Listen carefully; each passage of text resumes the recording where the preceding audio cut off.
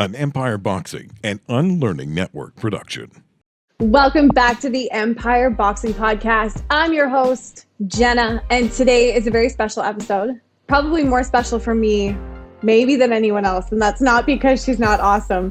But actually, you know what I'm going to have to do? I'm going to have to pretend I like you even a little bit less than I do, just to make this podcast a little more neutral. Otherwise, I'll just be like, what did you do on Tuesday?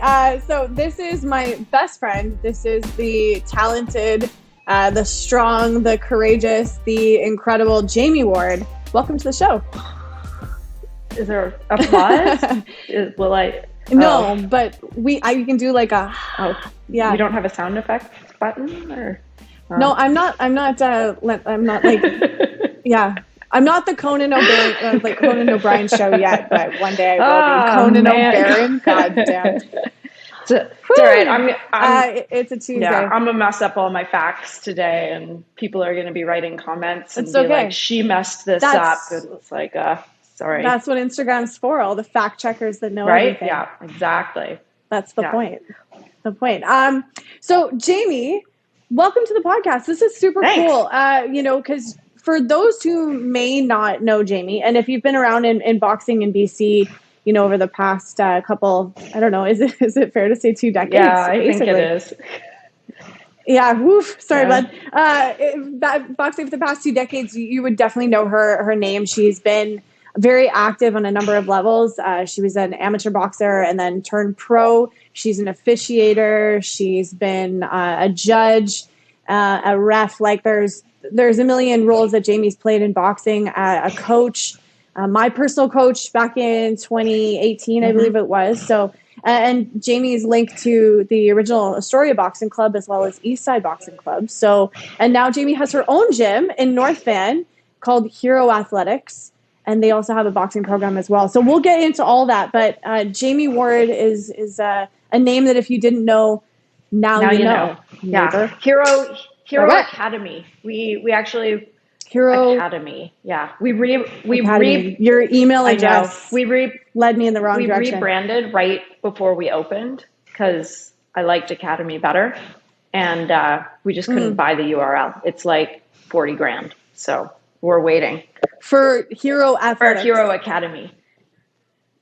Oh, wow. Okay, cool. Oh, yeah. I love it. Okay, well, we'll talk more about that as well. We're going to ask you lots of questions about kind of opening your gym. And that's a whole other interesting topic altogether, is just how you open a business at the tail end of a 2-year pandemic. Don't do it. So I mean, what do you want to start with first? Your superhero origin story or our superhero origin story as a couple? Oh, no, the couple, us as a couple, I think. Okay. Yeah. Mm-hmm. Right. So, I mean, I could sum it up really gently and just say I basically stalked Jaime into submission and made her be my best friend. But the details are probably more interesting in terms of how they tie into boxing. But, when I first started, just diving in to boxing and learning things, I was at Infighting, which is downtown Vancouver. It's one of those places you might have walked by 1,000 times, and unless you maybe did BJJ or Muay Thai or something like that, you might not even know it was there.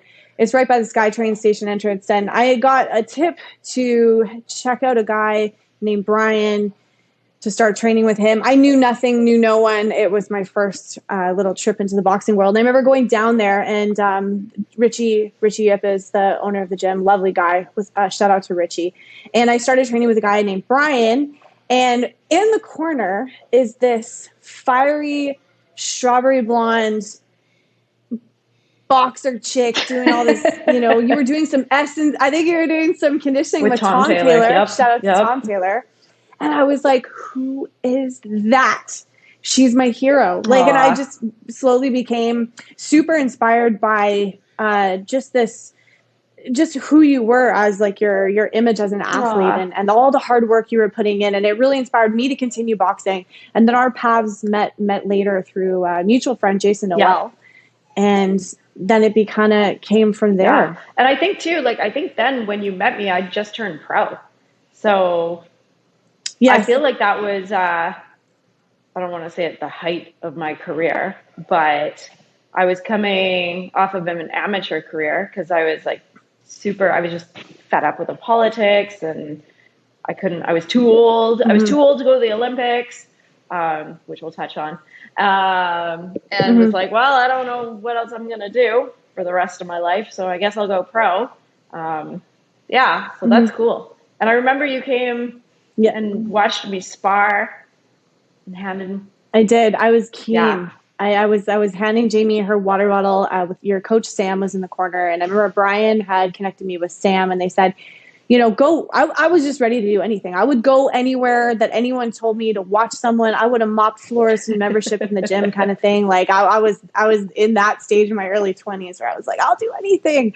So I remember I got directed over to the Astoria Boxing Club. Right. They said, go check out this place. And I got there and I see a liquor store, and I'm like, cool.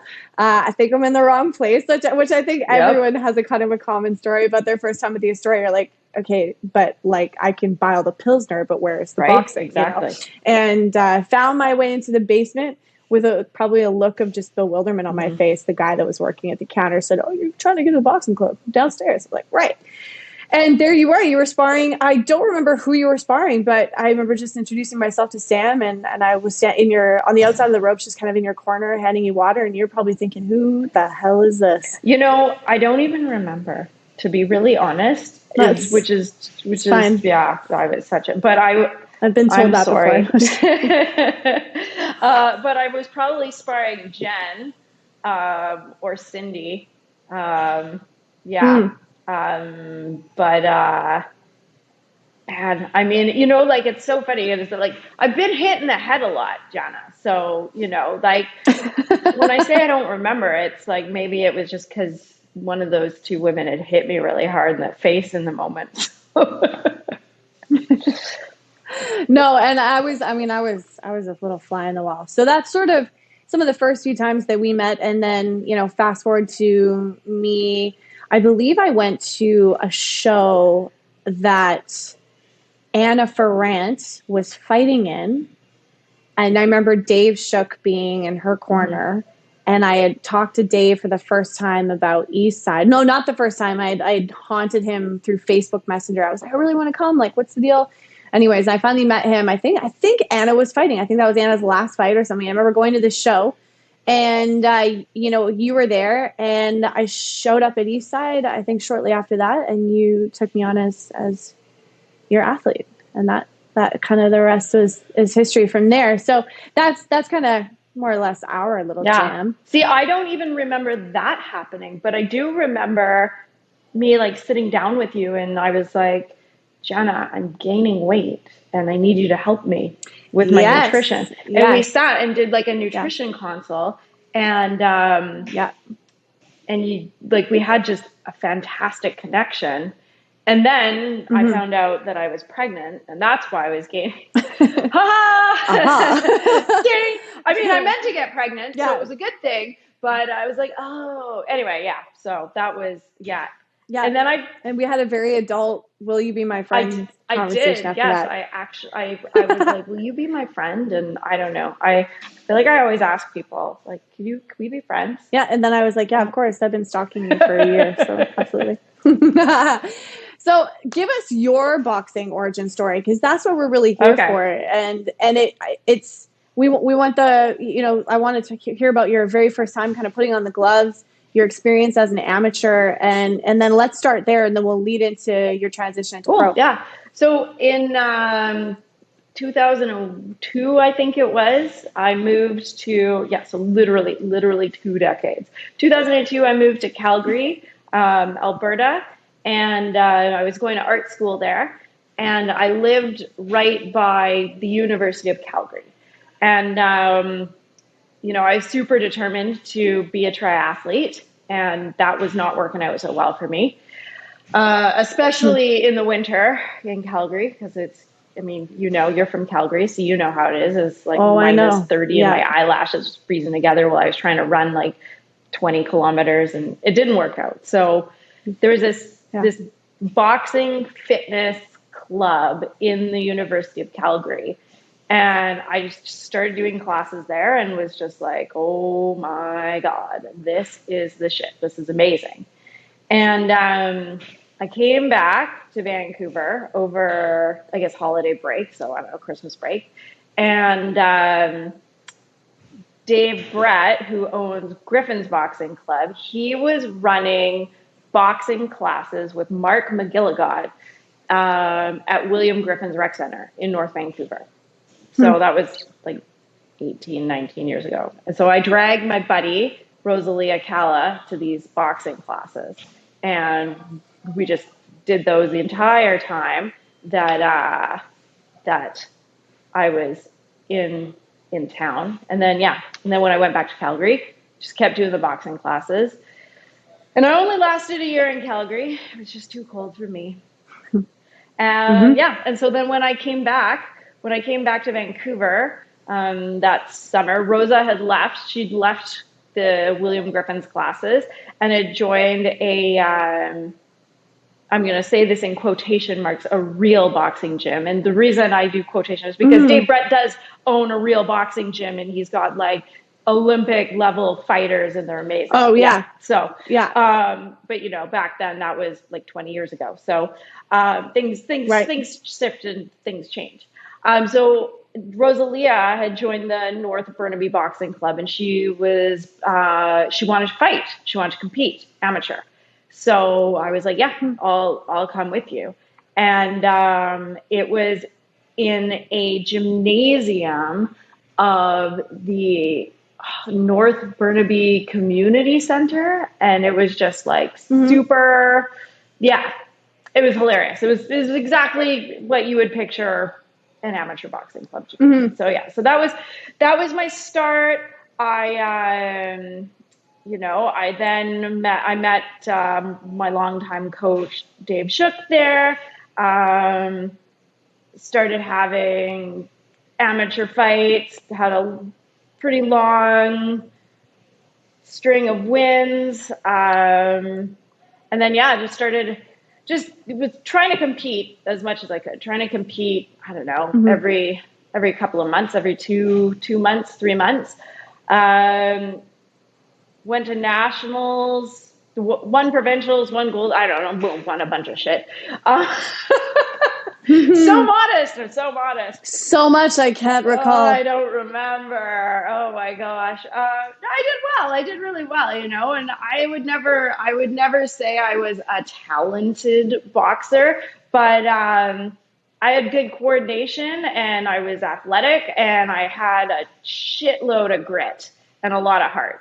So I think that, you know, when I was lacking in talent or skill, I kind of made up for, and that kind of rose above.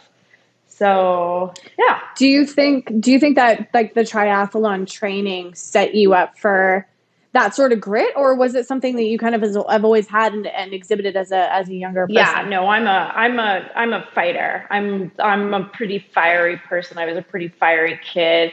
I like to fight with my mom and my dad a lot, not physically, but just stalking mom. Just laying dad out on a Tuesday night. But I've always had this like real, I don't know, like fight for justice, superhero kind of persona, which has gotten me into lots of trouble. And but no, I've always kind of had that fight in me. So I don't know, blame it on whatever, blame it on my star sign, blame it on, you know, whatever. The moon was in whatever when this happened. So boxing chose you. It was like, perfect. Yeah. It was kind of like, let's go. I kind of found it, and it was like, oh, this is like the sport that suits my, you know, feisty, fiery, somewhat scary attitude. So, went to nationals. Sorry, go ahead.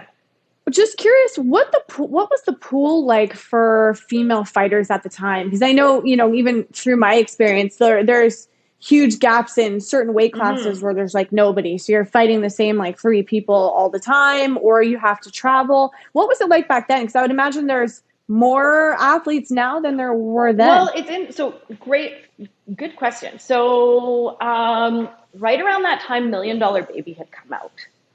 And Right. yes, and so I would say, like there was, so I feel like it inspired a lot of women to be like, I'm going to be a boxer. I'm going to be a fighter. Right. So the pool was good. I would say it was probably fairly comparable to how it is now, but like when I first started, it was easy to find opponents, and I was fighting between like 125 to 130 pounds, so which I guess is a fairly average weight class. So it was easy-ish to find opponents, but once I started getting to like 25, 30 fights, I was, again, either fighting the same person 2 or 3 times. I was traveling a lot. It just, got a lot harder to get Interesting. fights. Interesting. Yeah. So, and I feel like today there's probably that same problem. And, I think people will sign up for boxing and, they don't really know what they've signed up for until they get punched in the face. It's like Mike Tyson says. Yeah, and then not just, right? Yeah. And, like your feelings on it change after 5 fights, after 10, 15, and like once after you're in 20, like, it's like you have a pretty good probably understanding of, do I want to continue doing this, or am I going to cut my losses? And I was curious what your thoughts were on, you were saying $1 Million Baby really inspired a lot of females to come into boxing at the time. Do you think the Katie Taylor and Amanda Serrano fight has had the same effect on women today? I think it will. I think throughout history, we have had women that have stepped up, and it's been shown throughout the media, and it has inspired other women to come into sport. I think, Ronda Rousey played a massive role. I think like $1 Million Baby, I think Ronda Rousey played a massive role in getting young women and young girls involved in sport. And I mean, you could disagree with me, you could say what you want about her, but I think that, the popularity and the foundation of sort of female UFC competitors was like, she was the backbone to that.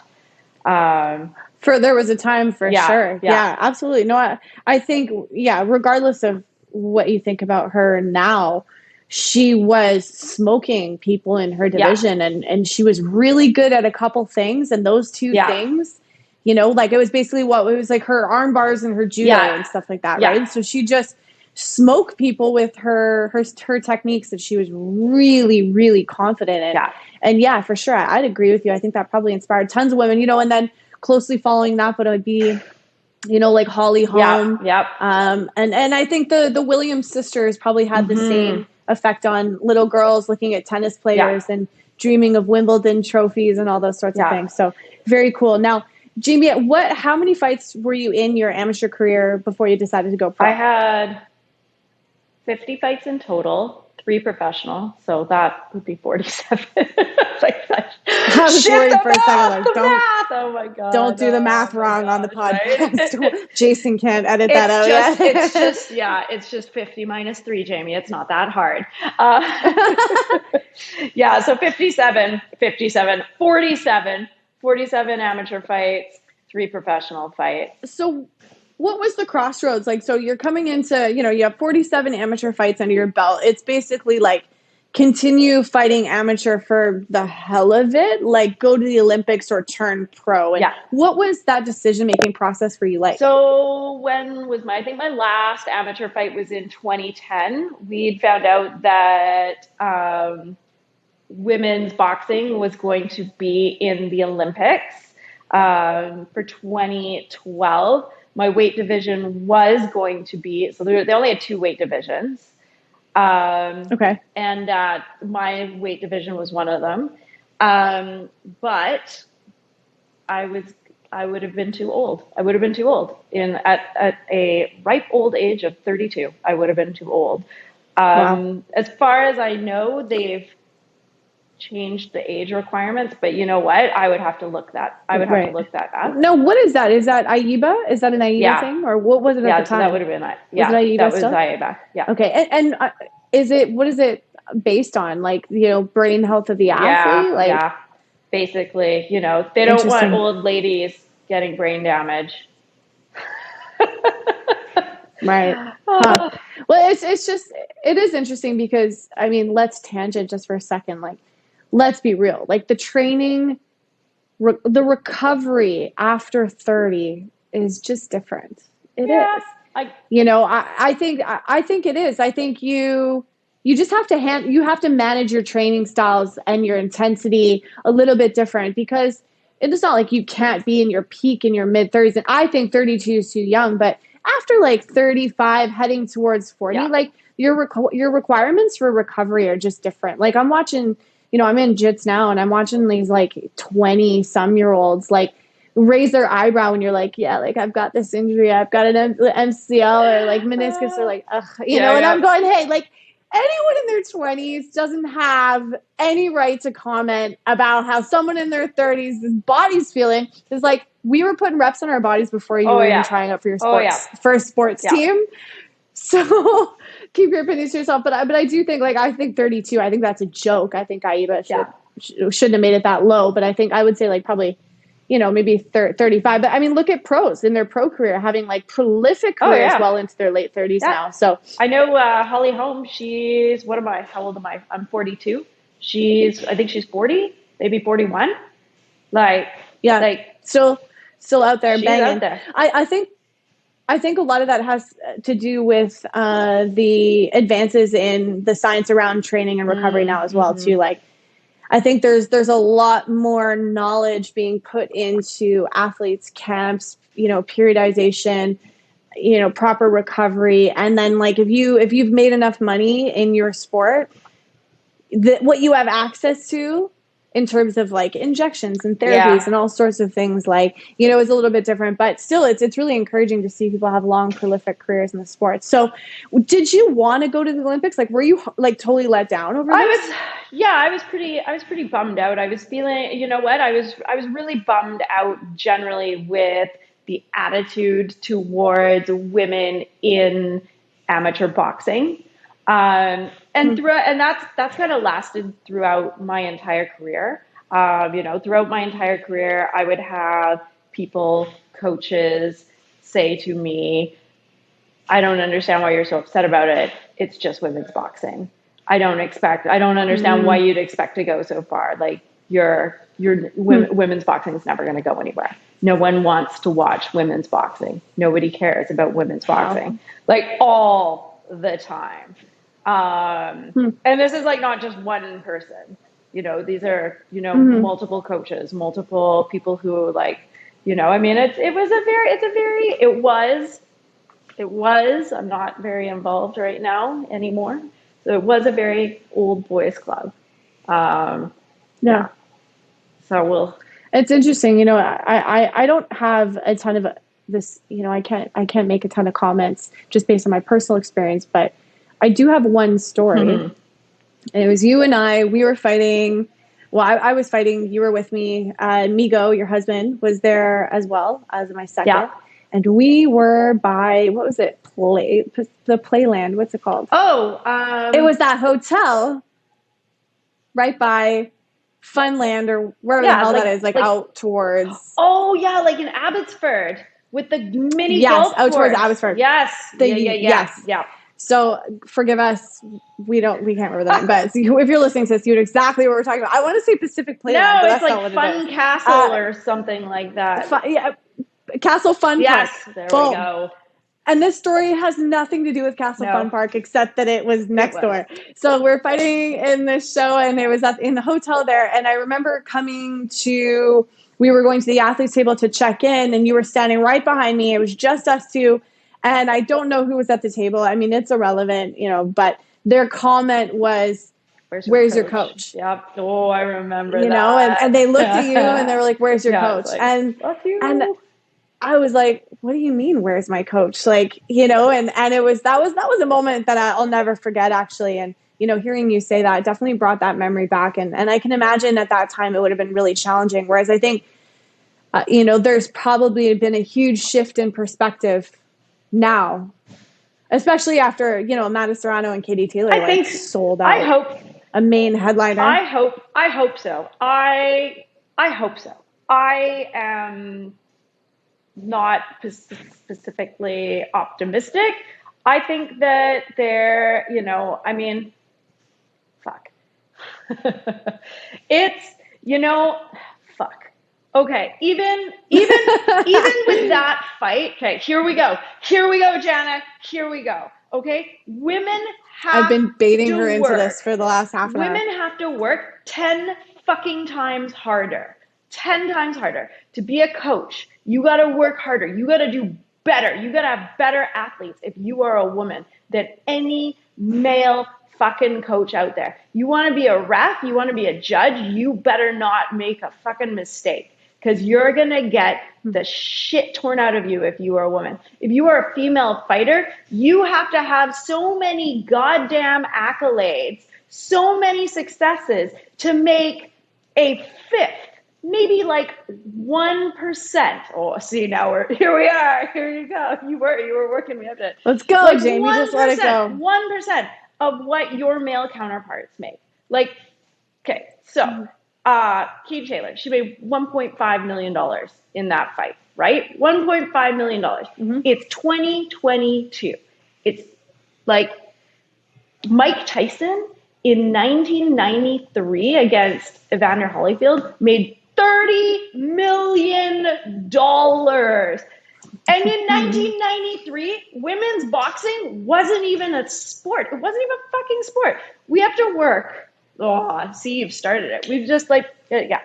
So, hey. I mean, you make a really strong point for sure. And yeah, I mean, we all we can hope is that, you know, the resources and the attention to the female athletes putting in that kind of work gets recognition as the years go on. And I mean, I'm always the optimist. So, you know, for most things. So I would like to say that I think that maybe that was a massive stepping stone for women's boxing. And let's say this, there are some women's sports that are not watched. No. And tickets are not being sold and no one's tuning in. And it's really hard to justify to pay these athletes more. Yeah. And women fans are partly responsible for that. I'm not tuning into the WNBA. You know, I can't name one WNBA player, not one. Nope. You know, and do I support female sports? Absolutely. But I played ball. Yeah. You know, but it's just tickets are not being sold, paychecks are not climbing. Yeah. That makes sense from a viewership perspective. Mm-hmm. But tennis and boxing, are two sports that women are selling out arenas now. No, they are. Yeah. Tennis. It's become iconic. Yeah, tennis, boxing, and MMA. I would say almost any combat sport with women is like the women's fights are equally as interesting or more exciting than. Oh, I remember the hype over just recently the Amanda Nunes fight, you know, and it was a big deal. So, you know, one would hope that if viewership and ticket sales and pay-per-view sales are the limiting factor for seeing these women make the kind of money that they arguably deserve to be making, then this should change things, you know, and if it doesn't, then eyebrows need to be need to raise, you know, from all parties. But and I do very interesting. I do agree with you too. I think now, you know, the promoters and the broadcasters are starting to see these really big returns on broadcasting, on showing these women's fights. And if the promoters don't start matching, you know, purses with the men's purses, these women who are big money draws they're gonna sit there and say, you know what? No, screw you. And it's gonna be a fight. And you know, not a boxing fight, but or, you know, the women in boxing will end up just going to UFC. Oh yeah. which is what Holly Holm did. You know, Right. she was like, "Nah, I'm done. Yeah. I'm good." Yeah. So, yeah, I mean, Katie Taylor, she got a really good purse. I don't think there's any women in UFC. There's Kayla Harrison in the Professional Fight League. She is probably the only other woman that sort of made about the same amount in her purse. Mm-hmm. But yeah, I mean, it's, you know, when it comes to equality in pay, and this is the story of our lives, you know, as women. I'm sorry, guys. I know you don't want to hear me bitch about this, but it's the reality of it. Well, and it's not necessarily like, we're not all saying like, you know, men are solely responsible and or all men are holding women back. That's not what we're saying. It's just kind of, it has been how it's played out over the years. And so, oh yeah, go ahead. Sorry, I'll just. No, you finish your statement, and then we'll go back to your pro. I'll go on a tangent forever. Hey, this is my fault. I did. Yeah. You were poking the bear a bit. No, oh, for sure. Lost it. The thought's gone. So ask away. Okay. Well, let's go back to you know, that crossroads you were at. You decide to go pro. Yep. What was that process like for you? Just, you know, because we actually, coming up in our November card, we have a pro debut. Jordan Dobie so we're extremely excited to have her debut. It is Jordan. And so she's going through that process. Yeah, cool. We're going through that process now. Yep. And you know, she's going through that. And there might be other young female amateurs out there right now, you know, scratching their heads going like, you know, maybe boxing in the Olympics isn't going to be available to me either. What was the pro process for you? I mean, what happened? I made a conscious decision to go pro before I went to nationals. Went to nationals. It was my last nationals, came back and immediately changed my coach. I started training with Sam Shepard, who was Junior Moore's coach, professional boxing coach.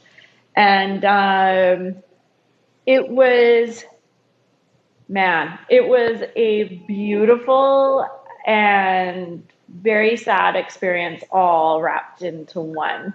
You know, like, training with Sam, the one-on-one attention, you know, like I went all out. I got myself a strength and conditioning coach, Tom Taylor. I had, you know, Sam, who was just like this dedicated boxing coach. So, you know, I was no longer doing classes. I was no longer boxing with this gigantic amateur team at a boxing club who had, you know, like 120 amateur fighters. Like, it was Sam and myself and Junior and maybe one other guy. And it was this like beautiful, tight-knit family. And Sam is a fantastic coach, but he's also just like a fantastic person. Like, he would break me and then he would just pick me up off the ground and like lift me up in the clouds. And like, you know, and I'm speaking metaphorically, obviously, but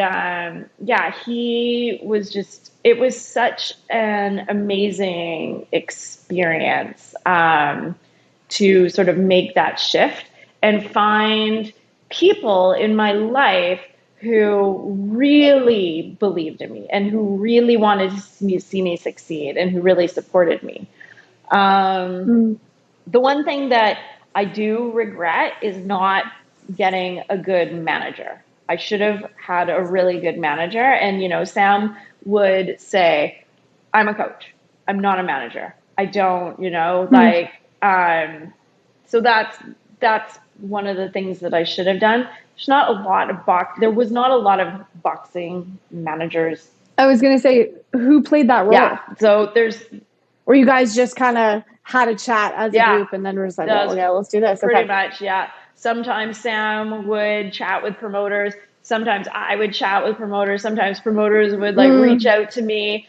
And that got really like mucky and frustrating. And like, promoters can be real dicks. Like, they can be like, oh yeah, well, you know, so-and-so wants to fight, but they think you're scared. And like, they'll like really like poke you. And I love boxing. It's so fun. It's so hilarious. And, you know, if I had a manager, then it would have taken all of that like emotional like bullshit out of the picture. Like they could just say, yeah, you get to do your job. Yeah. You're the fighter. Yeah. The manager does the managing. The coach does the coaching. Yeah. And it's like trying to train yourself. Yeah. It's like trying to be the coach and the athlete at the same time and make the best decisions on behalf of yourself. Sometimes isn't the easiest thing to do. And that's, that in the end is why my pro career was so short lived. It was, number one, I was having trouble getting fights. There was a lot of emotion in it, like Sam's an emotional guy, like boxing's an emotional sport. The fights that were being presented to us, they weren't, I remember one promoter wanted to pay me like a $500 purse, which I was like, no, thank you, but no. One guy wanted me to fight on his card for free for the fucking experience. And it's like, I've had 47 amateur fights. I went to nationals 4 times. I was a 3-time bronze medalist and I ended up on the national B team. Fuck you. I've got experience. Anyway, so here I go on a rant again. But, I feel like if I'd had a manager, then it would have taken that emotional bullshit out of the equation. And maybe my career would have been longer. I mean, maybe not. Like I met my husband shortly after we got married. We had a baby. So, maybe not. So who knows? It's interesting. Like, obviously, as coming from the role of a promoter, the purses is a real interesting, like if I may. Yeah, no, please. Just have a little devil's advocate back and forth because, obviously this is something that, and I'm going to try and say enough without saying too much. And we run into all the time in the negotiation process with fighters. And you do have a dilemma of like, well, who's going to buy tickets to see you? How do we justify how much money that we can spend on you based on, does anyone know? Does anyone care? And it is tough because they might care one day, and it might be the best fight of the night. Like you just don't know. But, and obviously as like a startup, like I don't know how established these promoters were, but you're walking a knife's edge of a budget, trying to make everybody happy. Well, at least like we consider ourselves the good guys. Like we're truly trying to make everyone happy. We're not sliding into people's DMs going like, yeah, you want to fight them? They think you're scared. So we're not doing, I can speak for myself. I don't know what kind of DMs Dan's sending, right? God. But we're trying to genuinely trying to make people happy, make their team happy, make people enjoy wanting to work with us and continue to be on our shows. But it is tricky. I mean, you're walking a knife's edge of selling tickets to justify your cost, paying all your vendors, and still trying to come out being able to do a second show, a third show. So it is tough, but at the same time, you want to respect that a lot of these athletes are paying for their camps, or working 2 jobs and, maybe have a family. And when I was living in LA, I met so many fighters, from who had come up from Mexico, like living with their whole family in 600 square feet. They have 2 jobs and they're trying to make it as a pro boxer. And it's just like, your heart is like, pay the man, pay the woman, pay them. So, that is tricky. So, what are your thoughts on that? Like, did you actually feel like they were trying to make it work, or was it just all around shady? No, I think, I fought on a couple of cards with really big promoters, and they paid me really well. The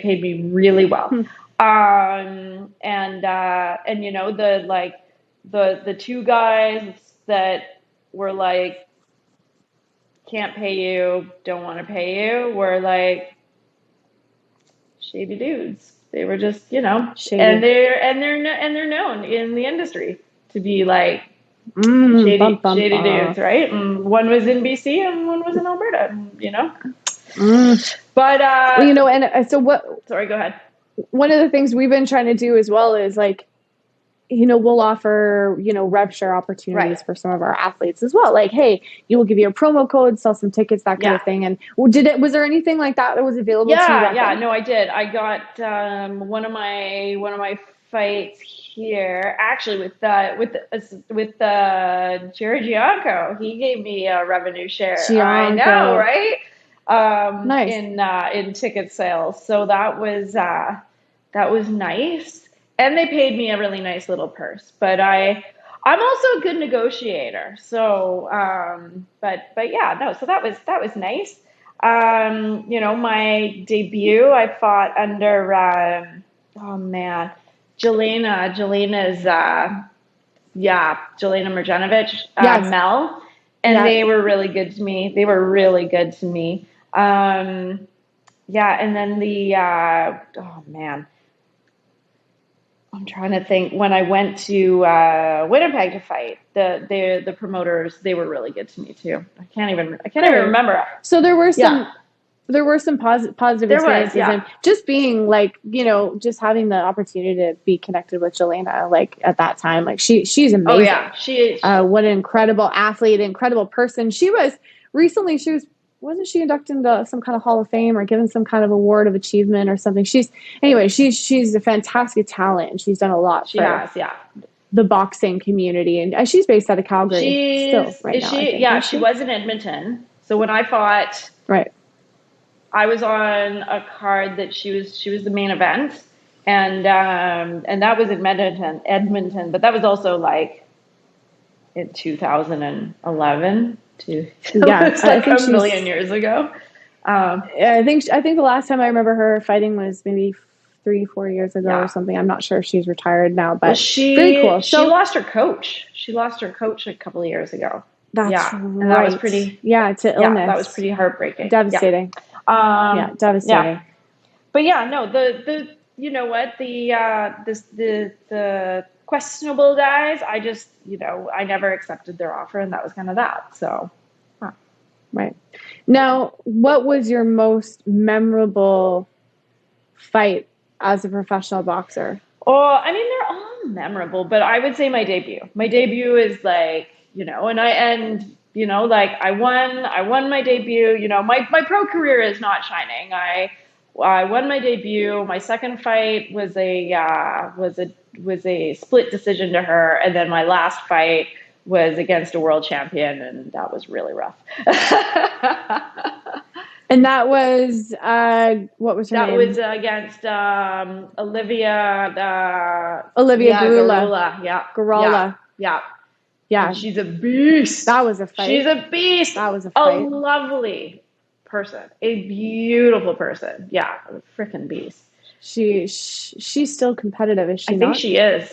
Or maybe up until the last 5 years. Yeah, she was tough chick. Yeah. When she tough she's tough. I mean, she's beat Jelena in the past. Like, she was a world champion, and it was a stupid fight. We never should have taken it. I also took it on like 2 weeks notice. So, but anyway, amazing lessons and experiences either way. I really learned how tough I was. Right. So that's interesting you say that, because, maybe towards the first part of our chat, we were talking about this grit, and you kind of always identifying as someone who's tough, but it's almost like you found a layer you didn't know was there. Shit. I remember at one point she smashed me in the face with her head, and she didn't mean to. She's just, the woman fights with her head. She just, she's a train. And she's very much on the inside. She's very pressure, much on the inside. Very much an inside fighter. She's shorter than I am. She's probably about 3 inches shorter than I am. And just, and this woman is just all legs. Built like a, she used to be a kickboxer. So she plants and she goes. And she came in, she hit me in the freaking right here, like right on my like cheekbone. And I felt my face crack. I felt my freaking face. I fractured my orbital bone. And all I thought was, I can just take a knee. I can take a knee right now. I can take a knee, and this will be done. And then my face is broken. I was like, I can take a knee. knee. And then I'm like, who the fuck do you think you are? You do not take a knee. You are going to see this fight through to the end. And it was like, yeah, I was like, whoa, shit, I'm badass.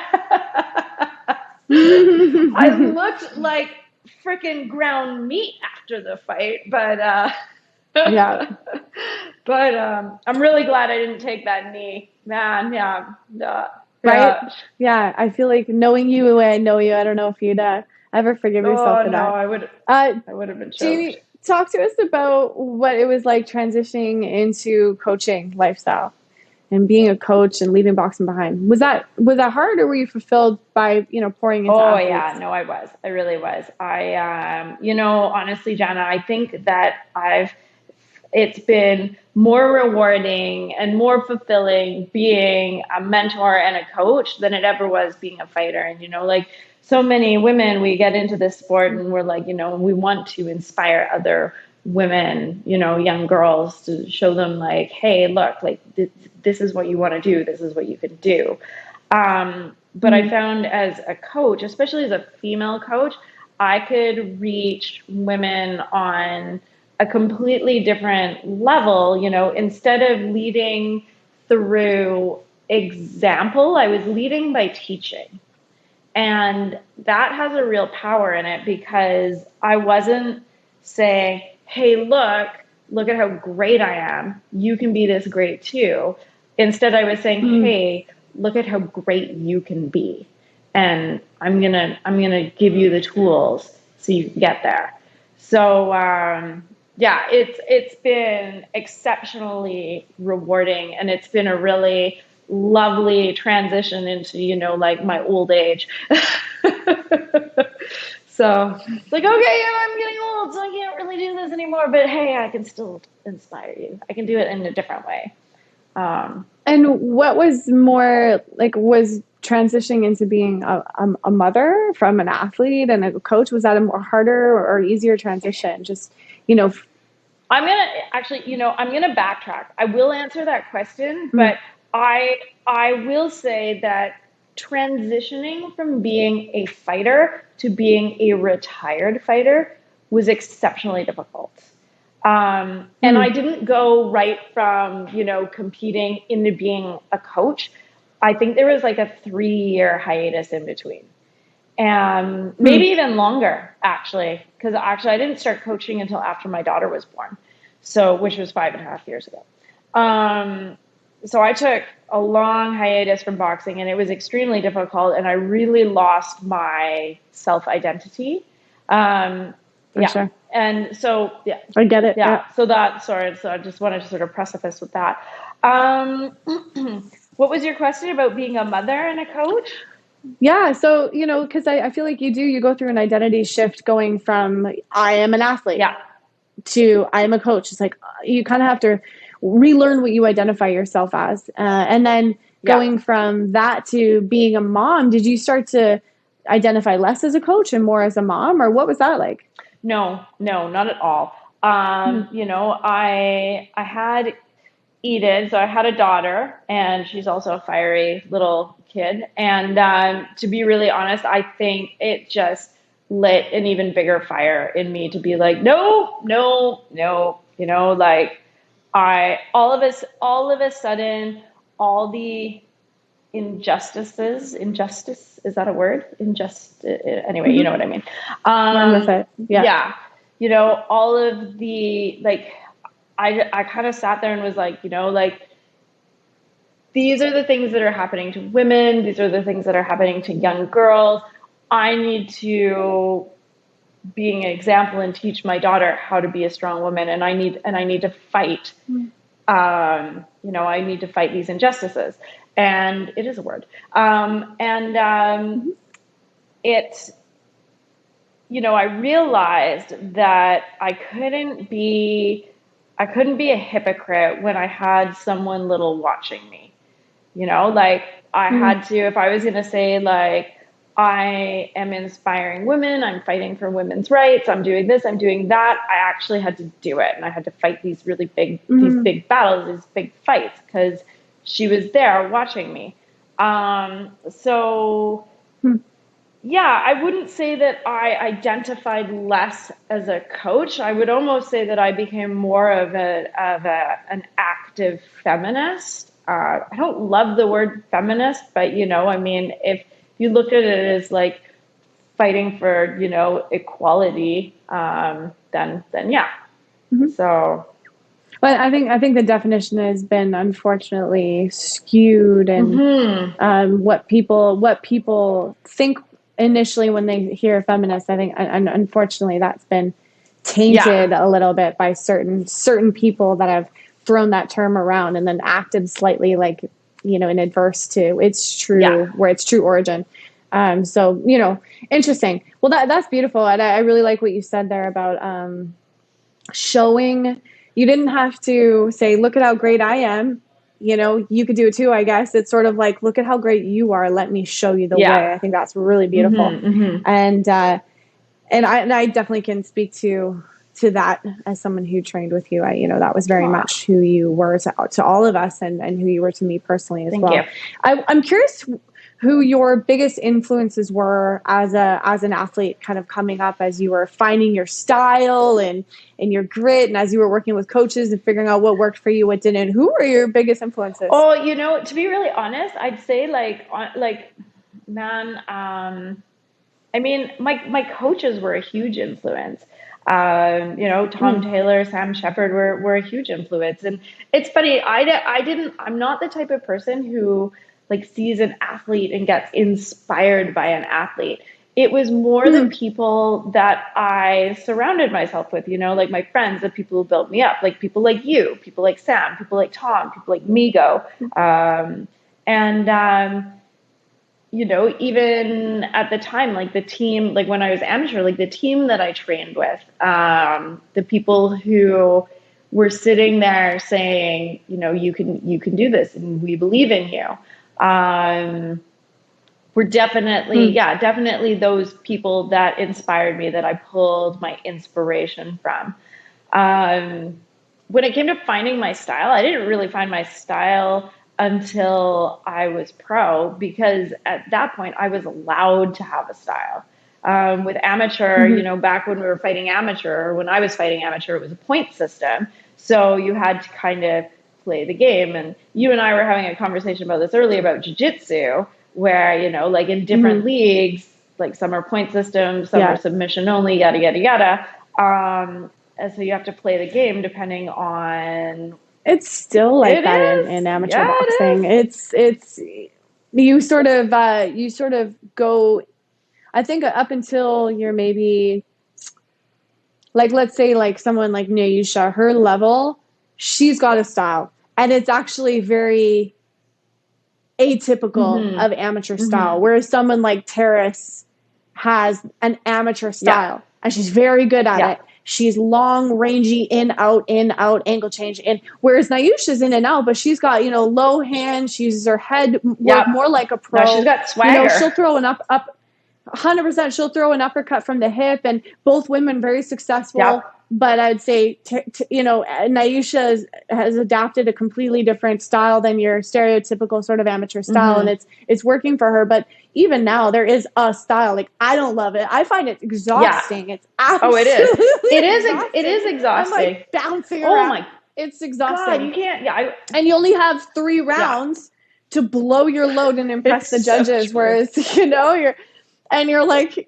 whereas I think pro offers, to your point of you didn't find your style till you're in pro, it offers a little bit more time to play the longer game with boxing. And you have 5 rounds, and then you have 9 rounds, and then you have 12 rounds to sort of work a chess match with your opponent. And you don't see people like, the odd fight, you'll see someone come out of the gate and try to blast someone's head off in the first 12 seconds. But if that goes wrong, and you've spent all the you're money, done. And you have you have 8 more rounds to go. You're in trouble.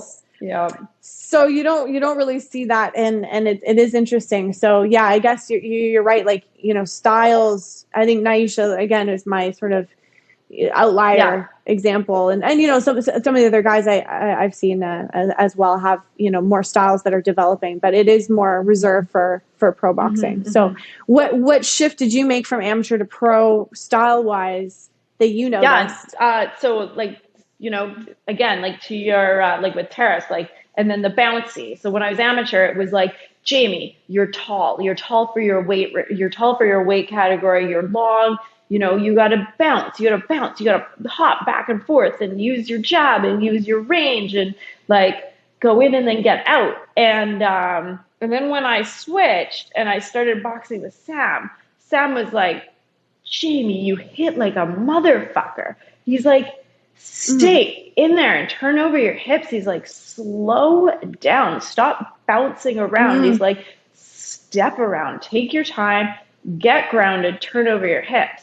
And I learned that, you know, I found that I was a lot more comfortable in the pocket. I felt a lot safer, unless I'm getting my face bashed by Olivia. But, you know, like I felt a lot safer in the pocket. And I could make slight adjustments and, you know, like move slightly instead of be like, make these giant leaps. And like, I'm being literal when I say like, I like bounce in and then I bounce out, and then you hop around and you've got that amateur hop, right? Like, it's true. You're not planted really too long in amateur at all. No. And that's probably why there isn't a ton of, I mean, I'm making stuff up right now. I might have someone fact check me and be like, you're wrong. But, you know, you don't see like knockouts and stuff like that in amateur because no one's planting really to throw. Like higher level, you'll see someone take a knee from a naughty liver shot or something for sure. But just no one's really planting their feet and using the ground to generate a ton of power. And obviously you have people who just genetically have savage hands. Oh yeah. But it is interesting the difference between the two. So you kind of found your home in pro as to how you like to fight, and you found that it suited you better. No, I enjoyed it. I always would say that I'm more of a Canelo and less of a Lomachenko. I'm not. I think not a lot of people could say that they're, a Lomachenko style. It's very rare. And it's very rare. I say that, I'm not, you know, like I'm using that very loosely. I'm not like, oh yeah, I'm like Canelo. It's like we're like the same. But no, we know what you mean. You know, planted like two shots, maybe a third to set up the second, or a first to set up a second and third. Like Canelo's setting up a few things. He likes his hook to the head. He likes his hook to the body. He sets it up with an uppercut. He sets up with a jab. Like it very much is that game. Now so you launched a gym. I did. Early this year. Yeah, February 28th was when we had our open house, and our official opening date would have been March 1st of 2022. And tell us about all the things that you offer at your gym. Oh, all the things we offer. So we offer boxing. We don't offer a ton of boxing, but we offer boxing. We offer Muay Thai kickboxing. And, you know, I mean, technically, Muay Thai, it's like Thai. Like Muay is like kickboxing. It's like Thai kickboxing. But anyway, no one ever knows what Muay Thai is. So I always have to say Muay Thai kickboxing. We do Brazilian. They're like, what? A Muay Thai? Right? Is it 3 p.m. already? Seriously. It's, and then Brazilian Jiu-Jitsu. And then we do like strength training. Awesome. And your husband, strength and conditioning? Oh yeah, strength and conditioning. And your husband, Migo's a black belt. He's a new black belt under Pacific Top Team. Under who? Yeah. Pacific Top Team. And that's very cool. Migo just was at Masters Worlds in Vegas. You guys just got back from Vegas. Which is why Jamie looks I'm glowing. Nice and tanned on that white backdrop there. Yeah.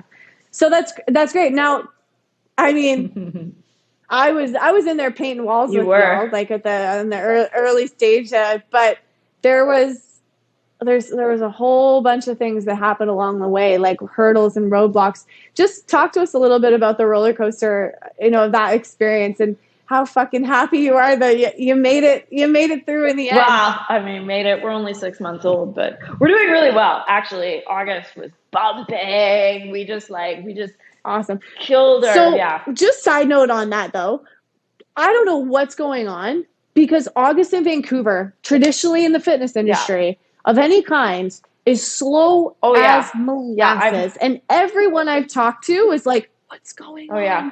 August is so busy. So I don't know what's in the air, or people are maybe like low key bracing for like a really like hard fall with restriction. I have no idea, but praise be, August has been fantastic. So I'm glad to hear you guys were reaping those benefits too. Don't say that. Don't talk about restrictions. I know I don't want to, but I'm trying to figure out why August is, because it was banging. It's funny though, like I've spoken to other businesses around here, other gyms, and they're like, and they've been dead, like absolutely dead.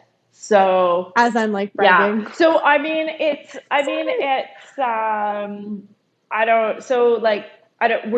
was it you that was busy, or like do you know gyms that were busy, or? Yeah, no, I have a few friends who are small business, really small business owners like myself, and also some other gyms that were saying August was a busy month for them. Yeah. So, and some personal trainers that were quite busy as well. So I don't know why, but our August has been really good. So the gym, gee whiz, where do you want me to start? Like, well, let's just for the sake of comedy, let's talk about the city that came through and was like, do this, and then they sent a new guy and you had to like deconstruct your bathroom and all that. Oh my god, yeah, the permitting. Oh my gosh. So every single person that opens a brick and mortar business, it's like, Jamie, the word permit is a bad word. It is. Like we have our own like story about permits. Seriously. I think anyone that has to get a permit to do anything, it's like PTSD. Yeah. And like our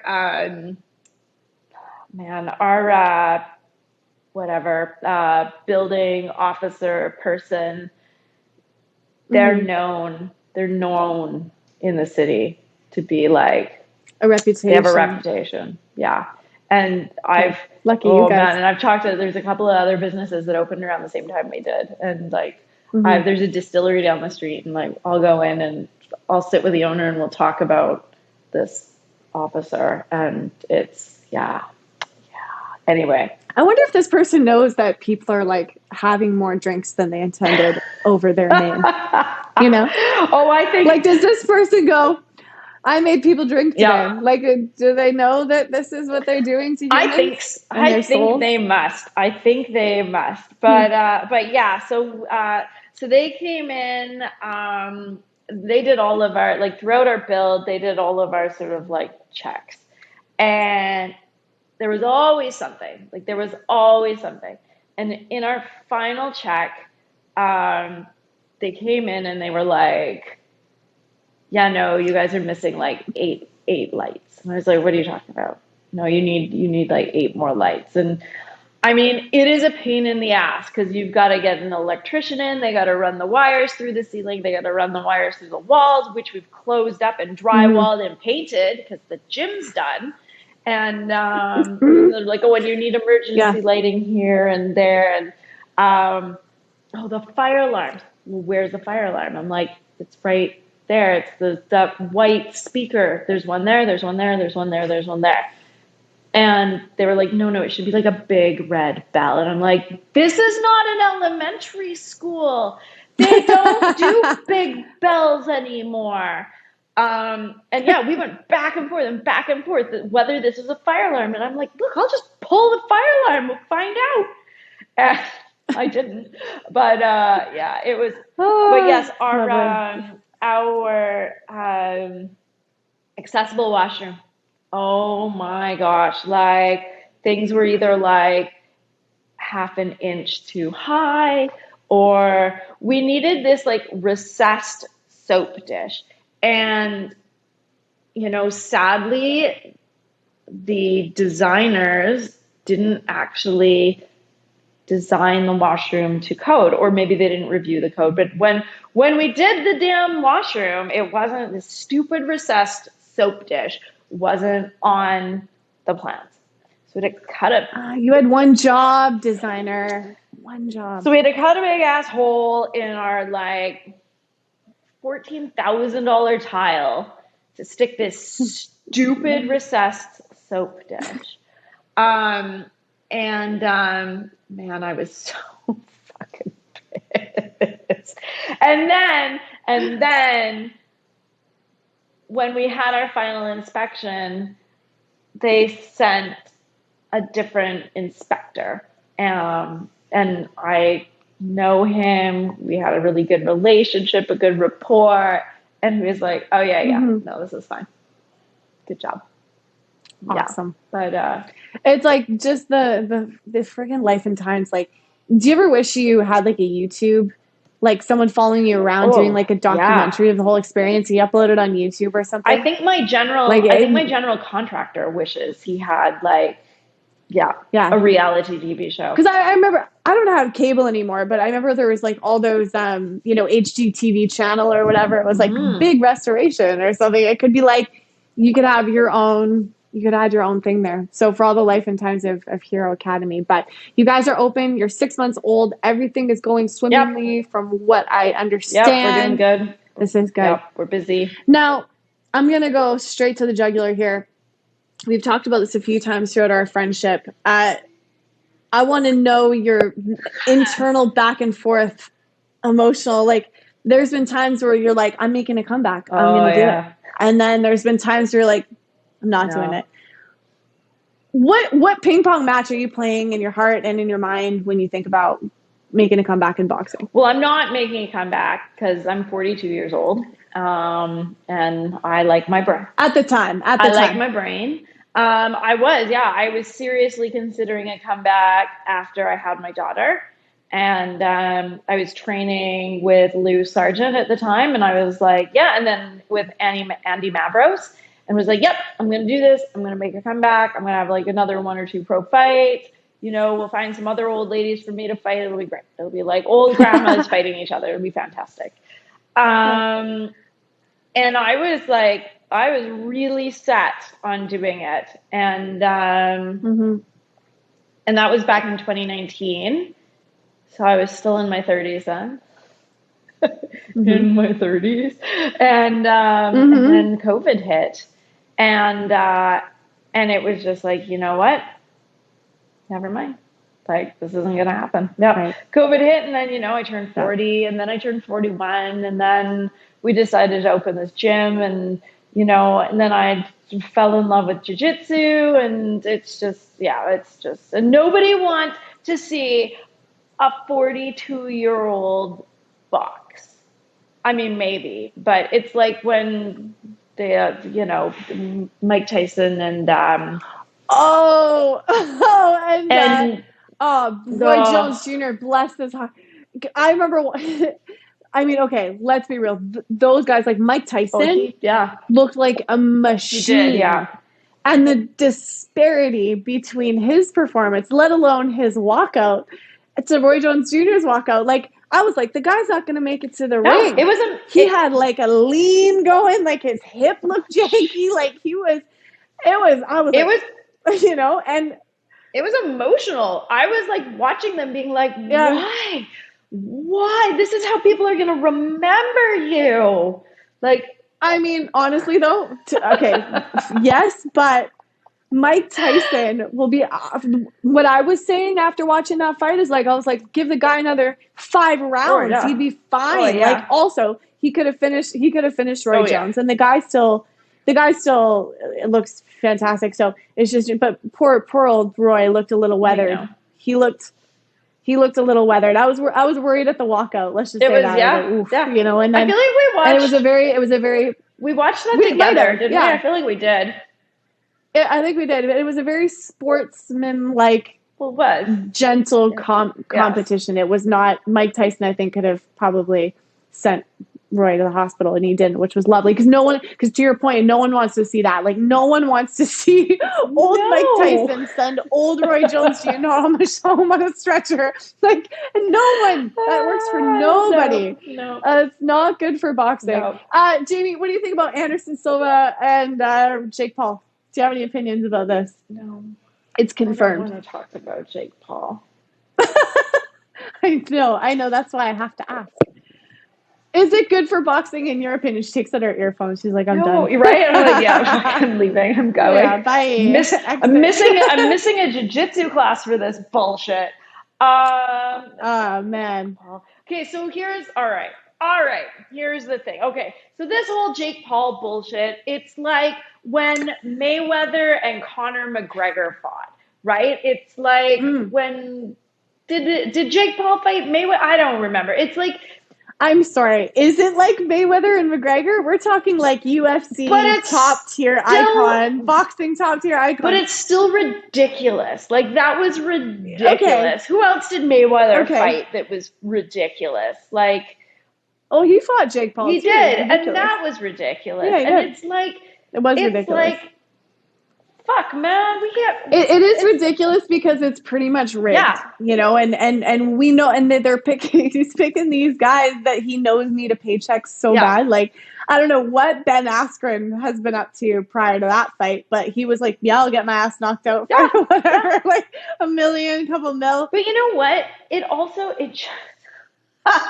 It speaks to how disappointing humanity is, because people are buying into this shit. They're buying it. They're like, oh, look at this. Look at this Instagram influencer. Yeah. Let's watch him. He's a boxer. He's an Instagram influence boxer. Guess what? If you're an influencer, you can be a boxer too. It's like, fuck off. Yeah. And I mean, I know. I just loved his entrance into the world of boxing too, was like fighting non-boxers. Like, I'm going to take a guy from the NBA and knock him out. Like, why? And you're right. It does really speak to the fact that humanity, we peaked, I think, in 2019. And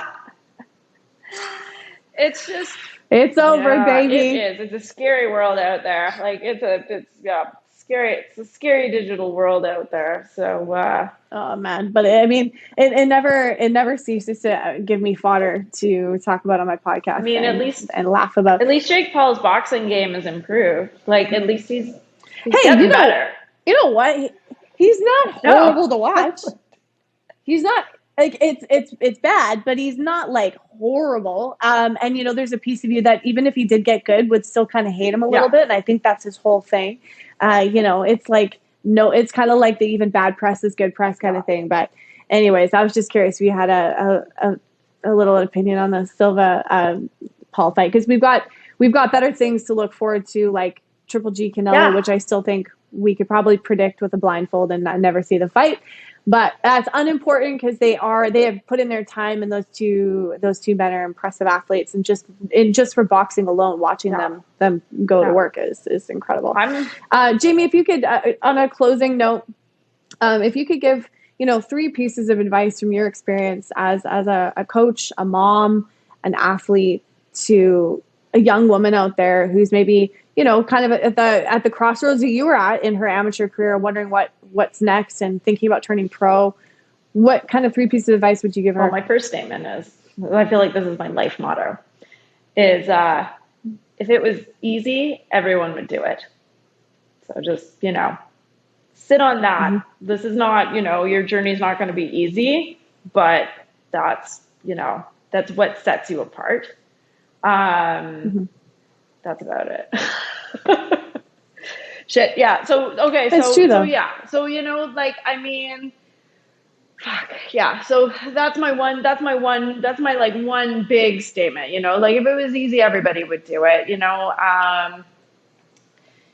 for a woman who's going for, going from their amateur into pro, have a really solid team, find the best people that you can surround yourself with, and just have a really solid team.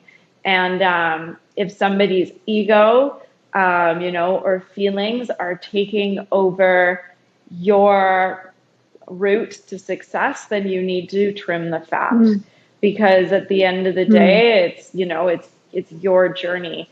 And, this is fighting. This is boxing, you're not playing. We're not playing. So, you got to take care of, it's selfish when I say you got to take care of number one, but the purpose of your team is to take care of you. So, you know, and in turn, they get all those accolades and they get all those successes that come with your success. Was that 2 or 3? I feel like it was 2, but that was 2. But it's okay if those speak to you. That's cute. I think, like, you know, just if I could be so bold as to inject one, just kind of based on our chat tonight and knowing you as a person, it's, you know, work your ass off. Oh yeah, just work your ass off. Yeah. Like, never, like, you know, get your big girl panties on, pull them up real high, and dig in. Yeah. And you know, that goes for every athlete that wants to do anything great in whatever their definition of that is, you know, and that could be like a prolific amateur career, that could be a pro career, that could be Olympics, that could be a short pro career. It doesn't matter. If you, whatever grade is to you, it's just like, just work your ass off. No, it's true. You know? And, you know, like, to touch on that, like, these journeys, these types of journeys, they're never easy. Like, they're so hard and they will test you. And I wish someone had said to, like, people would say to me all the time, this is going to be hard. I wish someone had said to me, you are going to want to quit every single day. You are going to think, what the hell am I doing? Like, why am I doing this? And this is more, again, around me opening this gym, but it applies to everything. And, you know, the beginning is going to be so hard. You're going to be miserable. You're going to want to quit. You're going to think you're crazy. Just keep pushing forward because it'll get better. Oh, that applies to parenting too. But, you know, like, I mean, if it's something that you want, you just have to do it. You have to just grin and bear it and do it. And it'll pay off. It'll be worth it. It really will. So, yeah. And I think that's brilliant, because I think so much of sport can be compared to non-sporting life. You know, so many of the lessons, so many of the hardships, so much of the grit and the attitude and your successes and your failures. Like, there's so many parallels to real life that you go through in sport. And I think I would argue that martial arts and combat sport play a very special, like, it's different than playing on a basketball team, playing on a soccer team, playing on a hockey team. And I'm not saying better or worse. It's just different. It's very, it cuts to the absolute core of your nature as a human, like hand to hand physical combat, and the feeling and the emotion and the physical pain and everything it takes to get to the place where you're not only mentally, emotionally, but physically confident enough to step between the ropes or in the cage or on the mats to face someone. You know, you're actually facing yourself, right? And isn't that just a beautiful parallel to life? I think the lessons that you learn, you know, through sports. So, Jamie, it was an absolute pleasure to chat with you. Thank you so much for skipping that jiu-jitsu class. Like, I know you love me. I know you love me. Yeah. For all those boxers out there that are like, jiu-jitsu, I'm like, just try it. Just try it. You're going to be like hooked. I've coached a few fighters into it and they're like, oh my gosh. Anyway, this is really fun. I know. Oh, I could talk all day about jiu-jitsu. But Jamie, again, thank you so much. And, you know, we wish you all the best of luck with Hero Academy. And if you haven't gone over to the North Shore to check Jamie out and Migo, they're on Esplanade and Lower Lonsdale, just literally right there. You could throw a stone from the quay. And go check them out. They've got, you know, something for everybody. And Jamie, thank you for your contribution into women's boxing in Canada, women's boxing in BC. It was a pleasure chatting with you. Thank you. You too. Yeah, absolutely. Thanks for tuning into the Empire Boxing Podcast. I'm your host, Jenna, and we will see you next time. Make sure to listen, follow, and subscribe to Empire Boxing on Apple, Spotify, and YouTube.